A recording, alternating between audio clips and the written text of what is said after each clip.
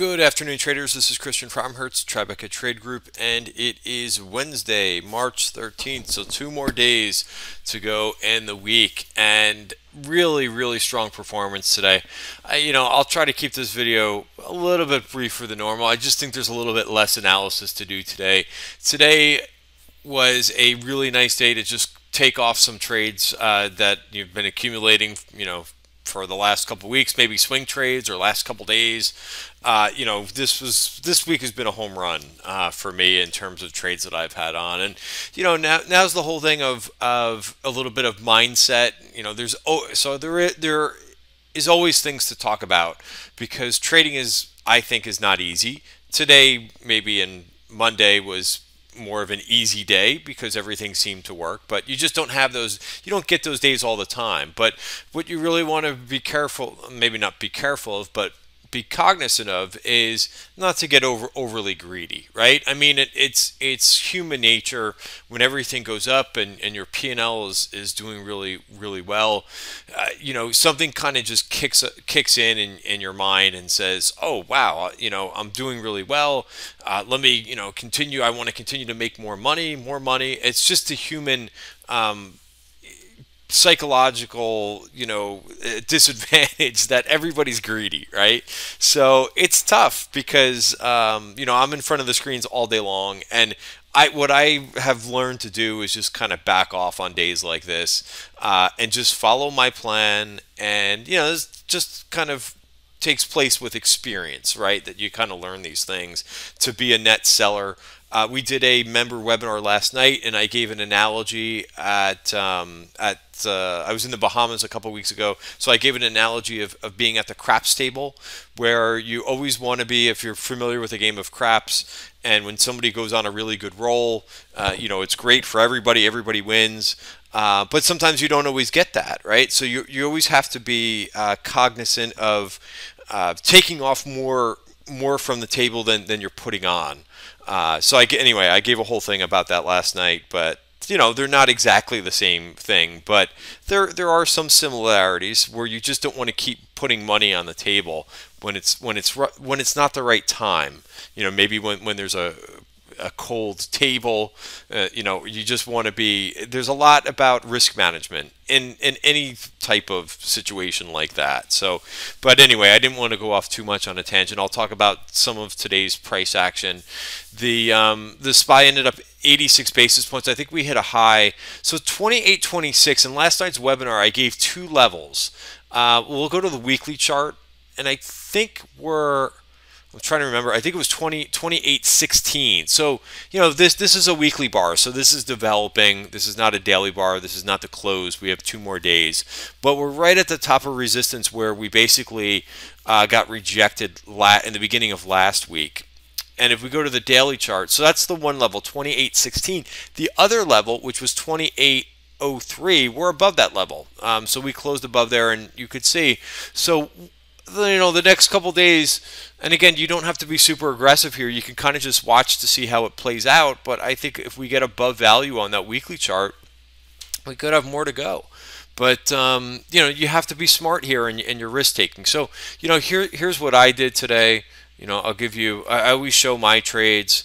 And I even tried a couple of things this morning. This is a stupid trade of the day. I took take two, and I had a chase for take two because we did see some calls, but I don't know where these calls ended up marking. But I got in. I was in weeklies too, and I made money on the weeklies. But I sent out an alert, which I don't normally do, but I sent out an alert on Square and Take Two, and I just didn't have the patience because I have enough trades to manage, so I bailed on both of them. So just basically, I can manage the swing trades that I have on. But CVS got into a small trade in that one. That was a perfect level that we talked about using the market webs indicator.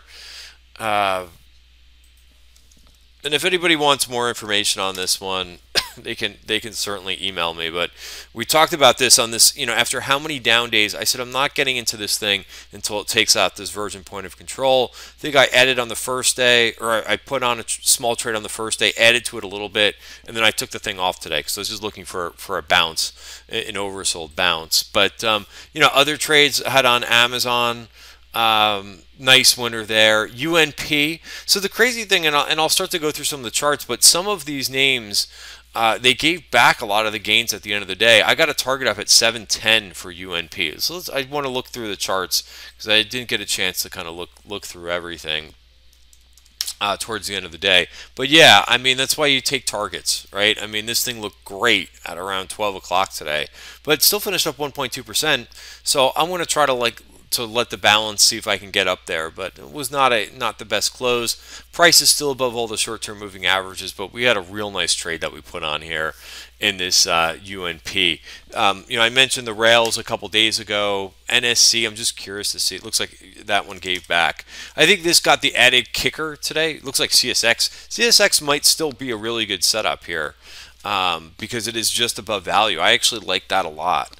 But we talked about couple things in this group, right? There was this big buying that happened on Friday in the IYT and the transports ETF, so that kind of compelled me to get involved in that. I mean, that was absolutely huge buying in IYT on Friday. Look at this thing.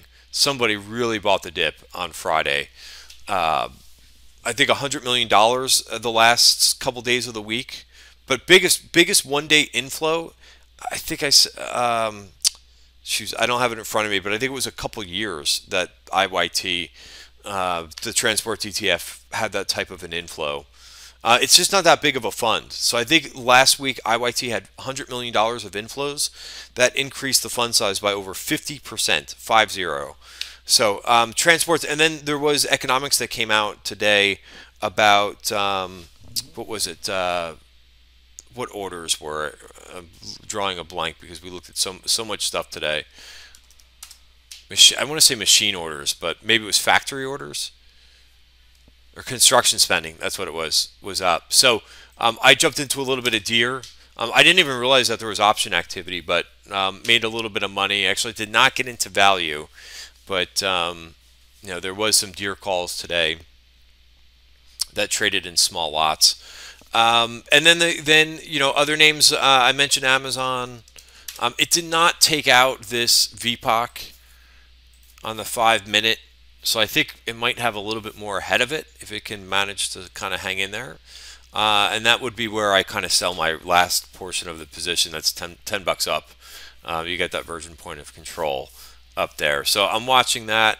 But again, a lot of these I'm out of either portion of the position or all of them, and then you gotta have to make some decisions. Workday, it was nice to take some profits because this one reverted. So I want to talk a little bit about this group that has been the leader of the market and just kind of, I think, has ran out a little bit of steam. Although a couple names reported, you could see Twilio was up again.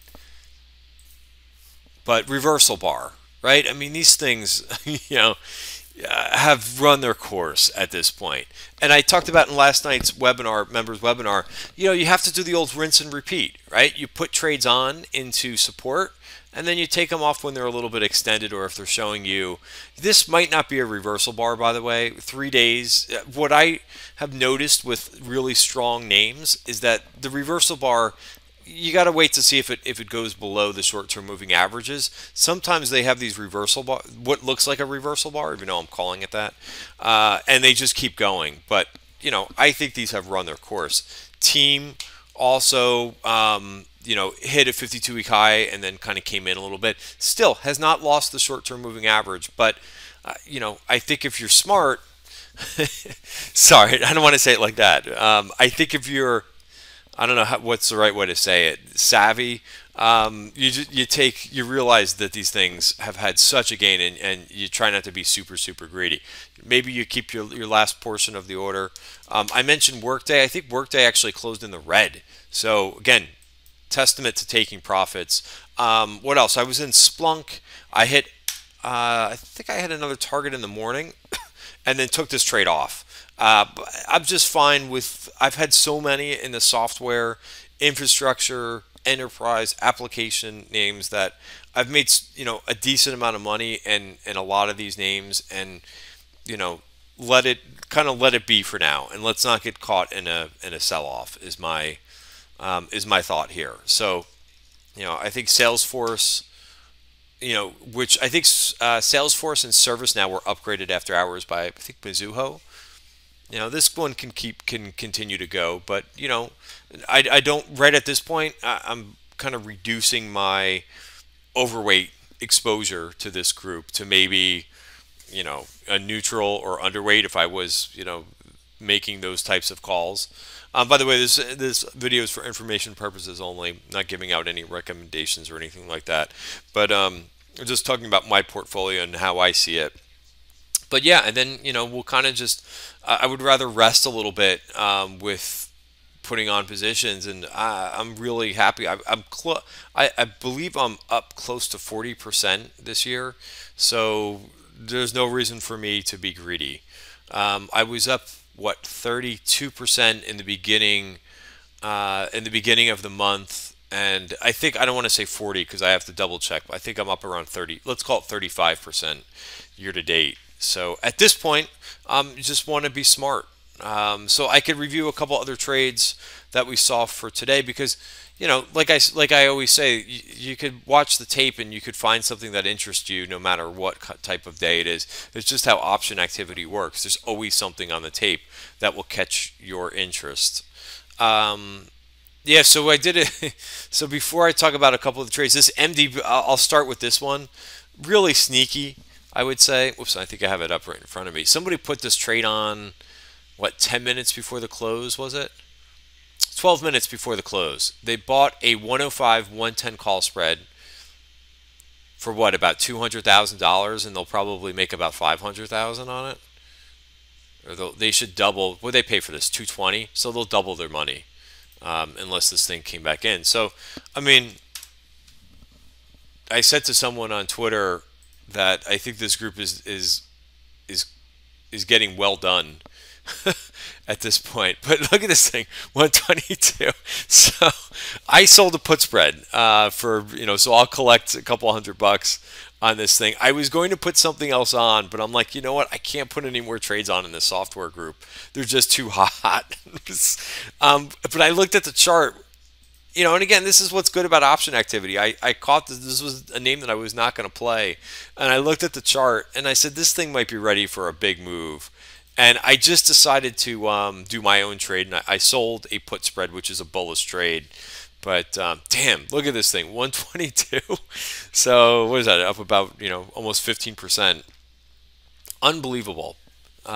Some of these names. So what else? I'll talk about just a couple trades. I mentioned Take Two. We saw, we haven't really seen much call activity. We saw Take Two. We saw ATVI, but I think Take Two was up 7%. ATVI, we saw calls as well. This finished up nicely. Just to round it out with the gaming names. EA, which I like the chart of EA here. I think it can maybe get. Remember it stalled here the last time we saw option activity. Maybe you can get up to through the point of control and up to 106. That would be a nice trade. But I would say that the two most interesting trades of the day were Twitter. So what I would look for in Twitter, here's the block of Twitter calls that went up, which we really haven't seen much option activity. But I checked. This was not. Sometimes we see big blocks like this, and they're substituting out of a stock position and into options. I did not see anything crossed versus this order, so it's a sizable order. It's $1.7 million. I also didn't really see any March calls that they were substituting out of and maybe rolling, because we're certainly seeing a lot of rolling of positions right now. So what do you do with this thing, Twitter? I'll tell you what I did. I started a position, but I think it's got to break 32. So I have my eyes on it. What you want to see now, sometimes that you saw this big guppy, of $1.7 million, you want to keep your eyes peeled. Maybe and set an alert. I think at $32, it's got to get through the 200 day moving average, which you've got a gap up there from if it breaks the value area at 32, you get another $2 up, which is a decent percent. So that's why I think right now is the best thing to do for me is to start a position, and then if it breaks 32 and we see more call, maybe smaller aggressive call buying, then you can kind of go into it once the momentum is in there. But right now it's just kind of resting. So definitely adding that one, probably top of watch list for me. And again, just hasn't done anything. They did announce that they were redoing something on Twitter. I don't know if that's going to be a positive. It seems like whenever they do that, it's a negative. The old upgrade, downgrade, where they say it's an upgrade. And then I started a position in First Solar today, and outright shares. And I sent out the plan, which is on the private Twitter feed. I'm not going to rehash it, but I've got a whole plan on First Solar of what I want to do with this trade. So that I think that for option activity I said two. I think it was really Twitter. I covered Take Two and then some of the earnings plays. What else? There was another. I talked about the move in CVS and some in managed care. There was another name that saw call buying that by the time I caught it, it was up over 2%, so I didn't chase. Was it DAN? Was it? No. I should have it over here.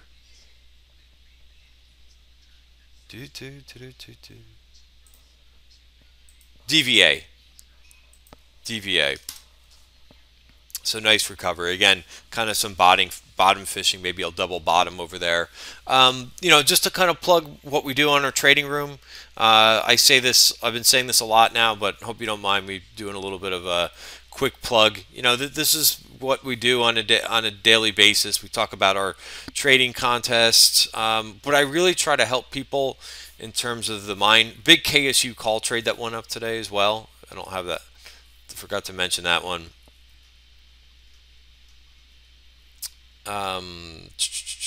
Where's the, yeah, I said can't reiterate enough. So I really try to put a lot of strategy out there. Make sure that you are taking money off the table. Obviously, don't have to take everything off, but in my opinion, the shorter term stuff, don't get crazy greedy today. And I said you could do a bunch of things. You could roll some of your positions shorter term to longer term. You could sell front month against your longer dated position, calls or stock, and then of course take some off, which is what I did a lot of today. But I'm here to help, and I think we've got some really nice momentum. I'm getting some really good feedback from members. Putting just more and more of my thoughts out there on the private Twitter feed. So you can contact me. Christian at TribecaTradeGroup.com, and happy to discuss our membership details. Have a great night, everybody. Awesome day, and see you guys tomorrow.